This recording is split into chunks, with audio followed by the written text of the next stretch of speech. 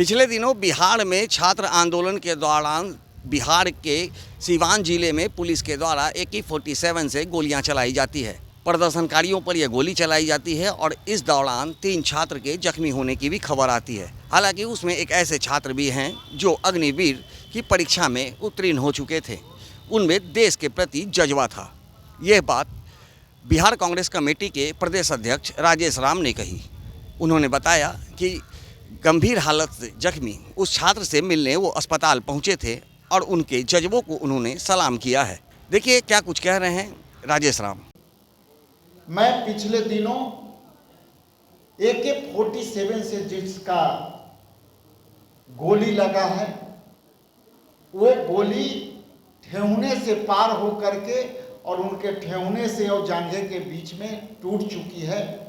मैं उस हॉस्पिटल में जा करके ICU में मिला, खैर मकदम पूछा, लेकिन आपके बाद जो स्थितियां थी वहां पहले जाकर के मिलने में कठिनाई हुई।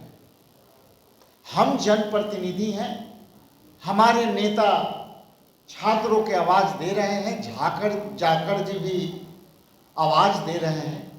हम लोकतंत्र के उन प्रहरी में हैं जिसमें संविधान में लिखा हुआ है कि कोई भी सरकार हो, लेकिन लोकतंत्र में विपक्ष भी सरकार के अंग है।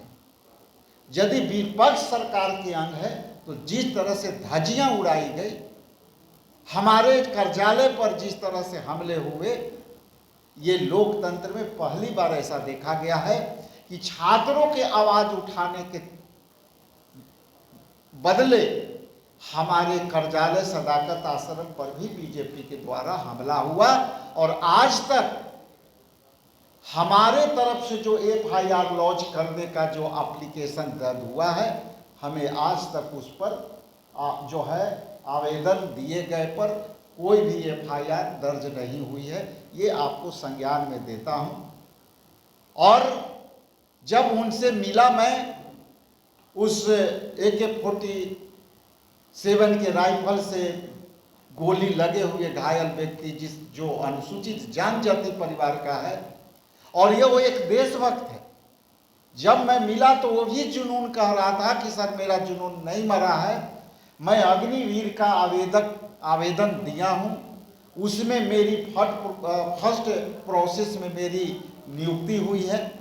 कई मैं जो है पैरामिलिट्री और ये में मैंने आवेदन दिया था और उसी के लिए जाति प्रमाण पत्र और आवासीय प्रमाण पत्र मैंने बनाने जा रहा था और तब AK-47 से चली और हमारे गोल पे जो है गोली लगी। वो अंत में उतना से भी, जैसा कि मैंने कहा कि मानवाधिकार का जो उल्लंघन हुआ है, तो इसलिए हुआ है कि वो बच्चे गोली खा करके पड़े हुए हैं और ऊपर से भी पुलिस मारी।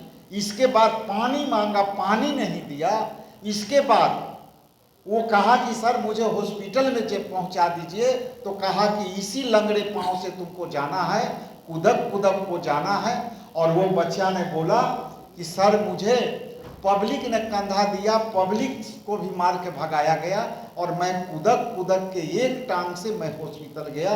तो जैसा कि आपने सुना, राजेश राम ने कहा है कि वो जो जख्मी युवक है जो सिवान में पुलिस की गोली से घायल हुआ है, उसमें देश के प्रति जज्बा था और अग्निवीर की परीक्षा में उत्तीर्ण हो चुका था और वो अपना आवासीय सर्टिफिकेट बनाने के लिए जा रहा था कि इस दौरान पुलिस की गोली से वो जख्मी हो गया। लेकिन अब वो क्या देश की सेवा कर सकेगा, क्योंकि अब उन्हें गोली लग चुकी है और उनका पैर डैमेज हो चुका है। तो ऐसे में अब सरकार क्या कुछ उनके लिए करेगी।